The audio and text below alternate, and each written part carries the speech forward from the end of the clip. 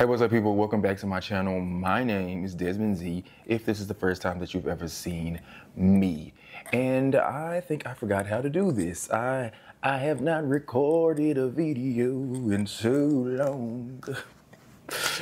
Welcome back to my channel. My name is Desmond Z, if it's the first time that you've ever seen me. I am here today to talk to you about books, something that I haven't done in like a month, and I apologize. I'm so sorry for leaving you. But I'm here to give book recommendations to strangers, which is something that I do every time I upload a video. But specifically, I went on Reddit and I looked under like the give me book recommendations thread, and I'm giving book recommendations to strangers because why not? It's what I do. So let's get into it. Suggest me a book that makes you feel warm and happy. And for that, I had quite a few. And I was gonna say like The Neighbor Favor. I've talked about that recently. I feel like that's a really good one. But I went with Finding Joy by Adriana Herrera. This book is about Desta, who is Dominican American, has to go to Ethiopia for work, and there they meet Elias. And Elias and Desta have to work together. I don't even remember what Desta actually does.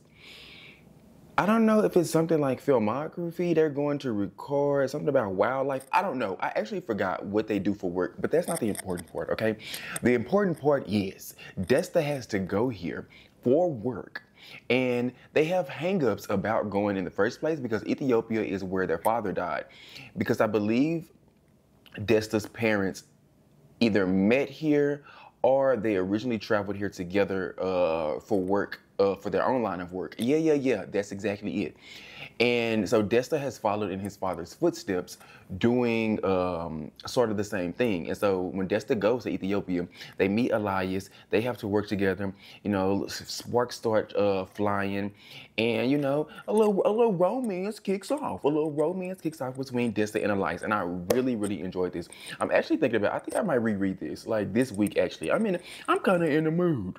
I'm kinda in the mood for something like this. And it's actually really, it's not that long either. It's like 200 pages.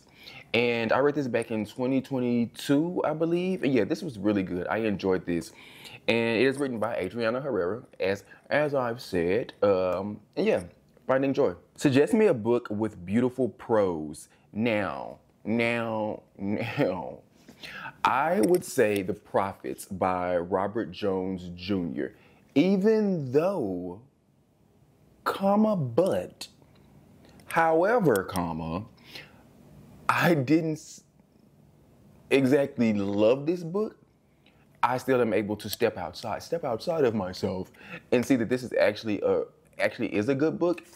I'm just not one for, you know, all the beautiful prose all the time. You have to really catch me. You know, all the metaphors and the similes and the what is this? Where did this picture come from in this book?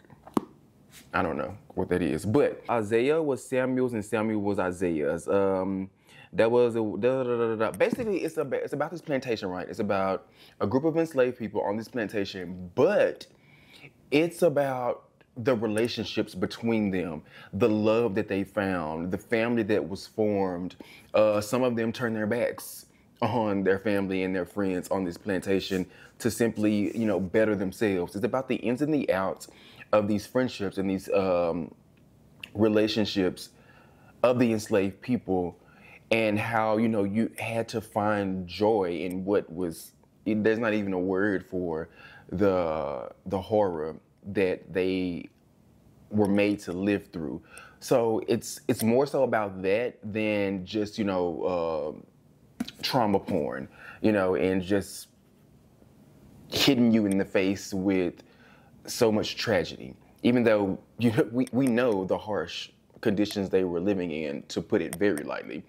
But yeah, this is more so about, you know, the relationships that they have and that they build, and them trying to find some sort of love and community with each other to simply survive, you know, every sun up and sun down. And that's Yeah, that's it. That's the gist of this book. And it has, like I said, really beautiful prose, all the metaphors and similes. Sometimes you'll have to read things 2 or 3 times to really understand it and get what the author is trying to say. It's just that I'm not always in the mood for that. Sometimes when I get 28 metaphors in a row, I'm like, okay, just give it to me straight. Just give it to me straight. I know reading is about, you read between the lines and you try to figure out all the different messages of what the author is trying to say. And everyone will pick this up and take something, pick up a book in general and get something different from it, based off, their thinking, their frame of mind, blase, blase, blase, right? But sometimes I'm just not in the mood for 84 metaphors. Sometimes I'm not in the mood.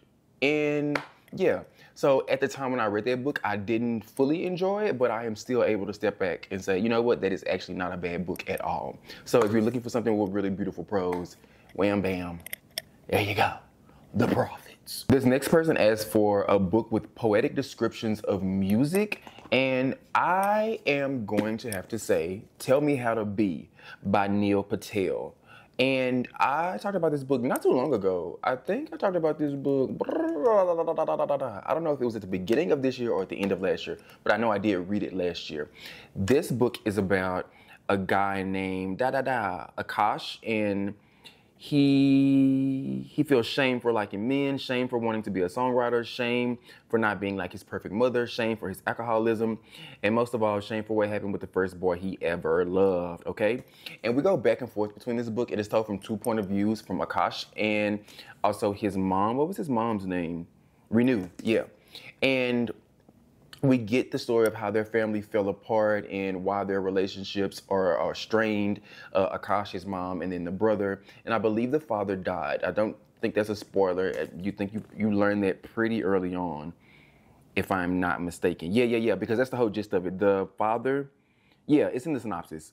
The 1-year anniversary of her husband's death approaches, so Renew can't stop wondering if she chose the wrong life 35 years ago. So you have a woman who now has an empty nest and she's questioning, what if I didn't make this decision? What if I actually chose that instead? You know how you see like TikToks and YouTube videos, and we have these older people being asked questions on the street, specifically women, what would you do differently, or any advice for young women, who are just starting to come into their own and making decisions about their life? What's something that you could give them advice on? And you hear a lot of them say, oh, I wouldn't have gotten married so young. Maybe I wouldn't have had kids so young, or maybe I would have, married a different person who, everyone told me wasn't right for me, but I believe that's where my true happiness was, or maybe I just would have stayed single altogether.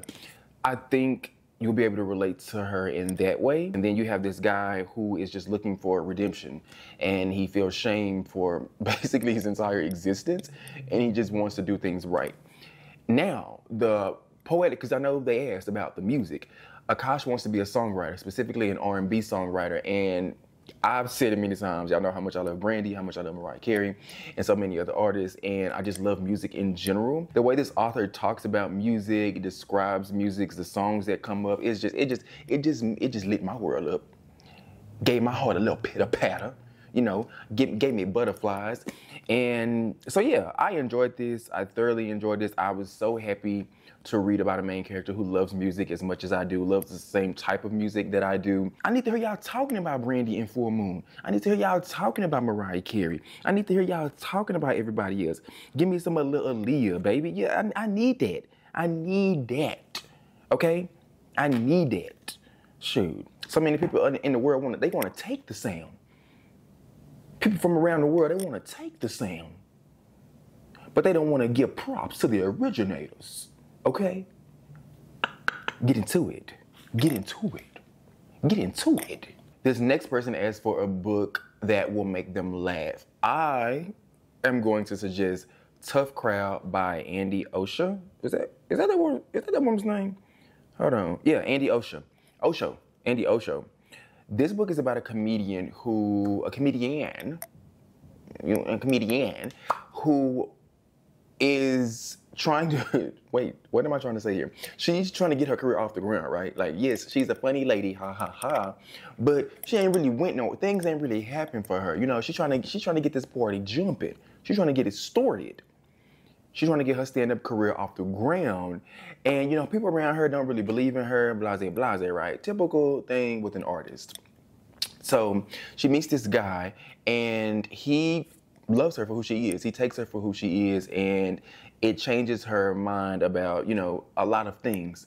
But this relationship, even though it's, they like each other, whatever, the bump in the road comes when his kids get introduced. He got chillings. He got 2 other children from a previous relationship. So she has to navigate, dating this man while also his children are a part of this equation because they come as a package deal. And then, of course, the children's mother. And so she's trying to figure out how to win over these children as well. And it was hilarious to me. It was fun. It was funny to me. I laughed. I kikied. I hee-heed and ha-ha'd, okay? I thought this was really funny. I listened to it on audio. I would highly suggest that, listening to it on audio, because I actually think the author does the audio book as well. Fantastic, fantastic, fantastic. I enjoy, fantastic, fantastic. I enjoyed it. I enjoyed it. The next person says, I need an audiobook to keep me awake ASAP. Now, obviously, at this time that I'm recording this, they will not have their answer for this. I didn't even answer it in the thread. But if you need an audiobook, y'all know, I am 100% behind audiobooks. And if you get the right one, it will completely enhance the reading experience. I talk about it all the time. Anxious People, How Not to Drown in a Glass of Water. It's so many. It's so many. Y'all know how I feel. But for this one specifically, where are the books? Which ones did I have? Oh yeah. Obviously, I had to do it. How Not to Drown in a Glass of Water. I've talked about this book a million times. I have not shut up about it since I read it. I will not shut up about it. You cannot stop me. You just cannot. Okay? Good literature is good literature. Okay? But I won't go too much into detail about How Not to Drown in a Glass of Water since I've talked about it a million times. I'll give y'all a rest this time. Okay? Next video, I can't make no promises. Okay? But How Not to Drown in a Glass of Water, fantastic. 10 out of 10, 5 out of 5. Highly recommend. One of the best audiobooks I've ever read, hands down. The next one is The Weight of Blood. I think I spoke about this one recently as well. Well, in a recent video, because y'all haven't seen me in a while. But The Weight of Blood is basically a retelling of Carrie, but it's Carrie. Ooh, that was real country of me. It's a retelling of Carrie, and it's written by Tiffany D. Jackson. And it is about this young girl living in Springville, a small town in Georgia. The popular white class president convinces her black superstar quarterback boyfriend to ask Maddie to be his date, leaving Maddie wondering if it's possible to have a normal life. But some of her classmates aren't done with her just yet. And what they don't know is Maddie still has another secret, one that will cost them all their lives. So, a retelling of Carrie, but this time the main character is a biracial girl by the name of Madison. And things go crazy.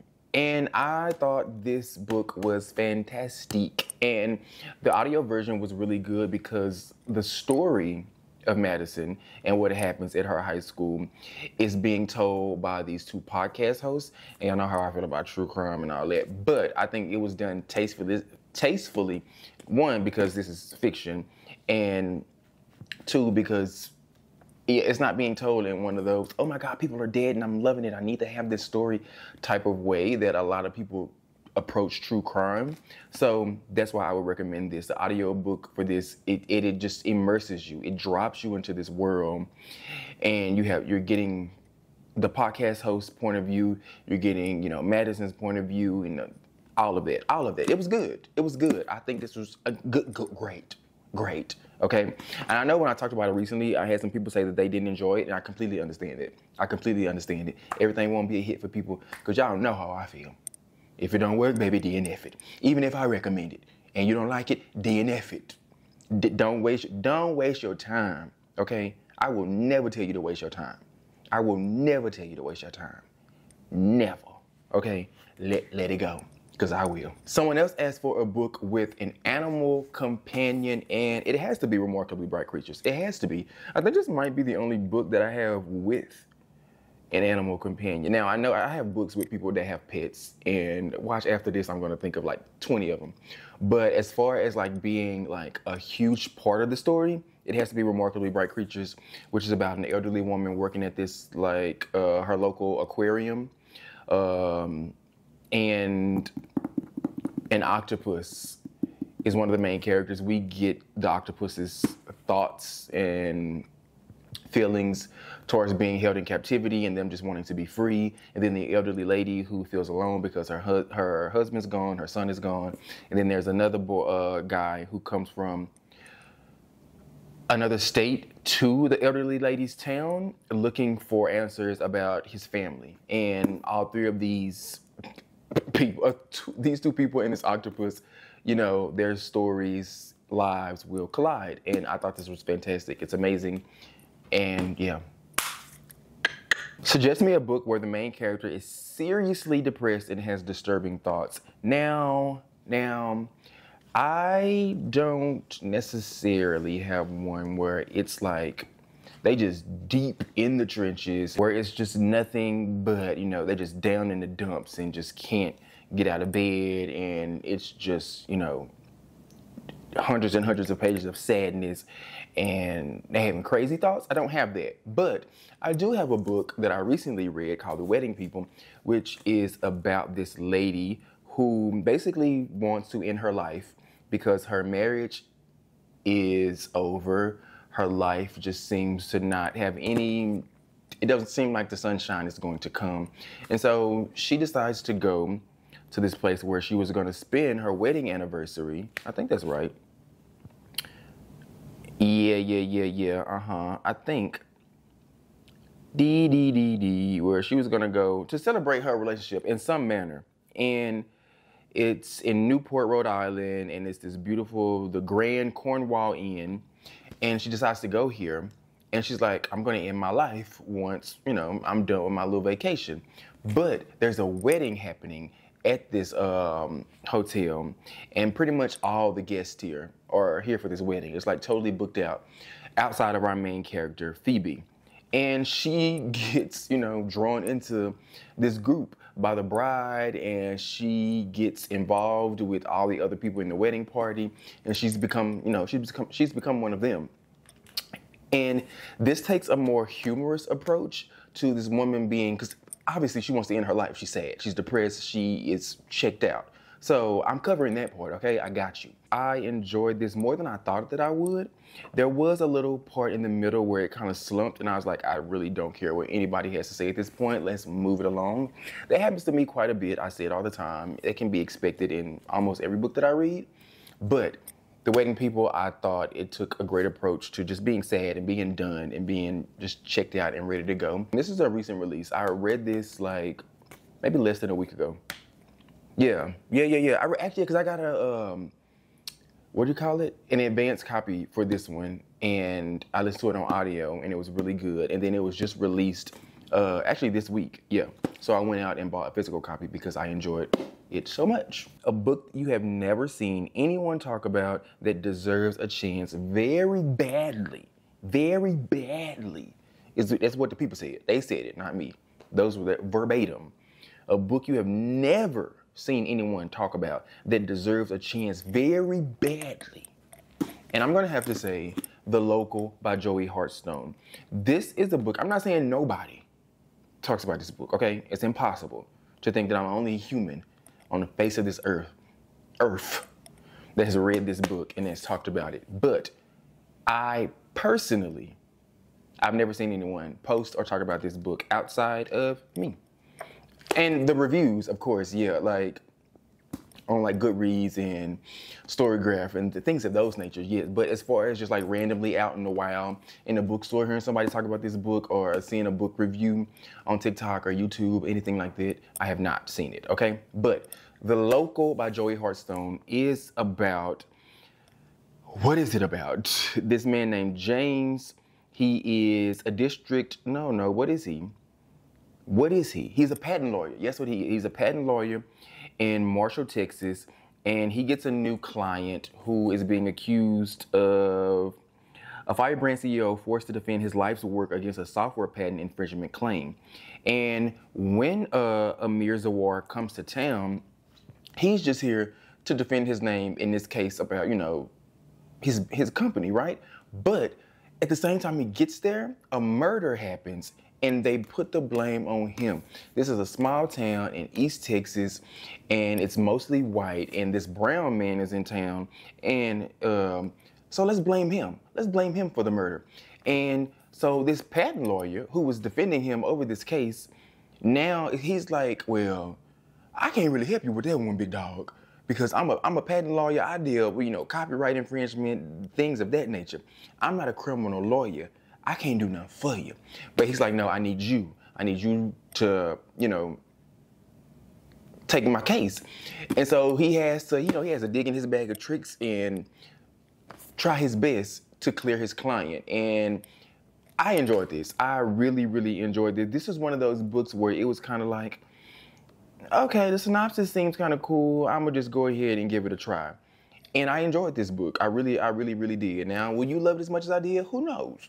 But I feel like more people need to give this a chance. And I would really, really love to see this turned into some type of movie or miniseries. Like, please. Y'all know I'm always here talking about give me a good miniseries. I know the word is miniseries out, but please, I need one for this one. I need it. Looking for a murder mystery where the main character isn't an investigator or an FBI agent or anything official. They just trying to solve the murder is what the people have asked for. And I'm going to say glory be. This book is funny, so that's 2 in 1. It's funny, and the main character is trying to solve a mystery, but they're not like an official investigator or agent. This is about an elderly woman who lives in Lafayette, Louisiana. Her name is Glory, and her best friend has died, but they're saying it was suicide, but she's like, I know the fuck it wasn't. She say, you lying. You're a liar who lies, and I'm gonna figure out the truth. And that's what she does. And she's a very funny lady. And yeah, so I enjoyed this. It's like amateur sleuth type of vibes going on up in here. And I enjoyed it. And this is supposed to be getting turned into a series. So Miss Danielle Arsenault, whenever you get ready to publish number 2, I'll be waiting for you, okay? Give it here, girl. Give it. Give it to me. Give it.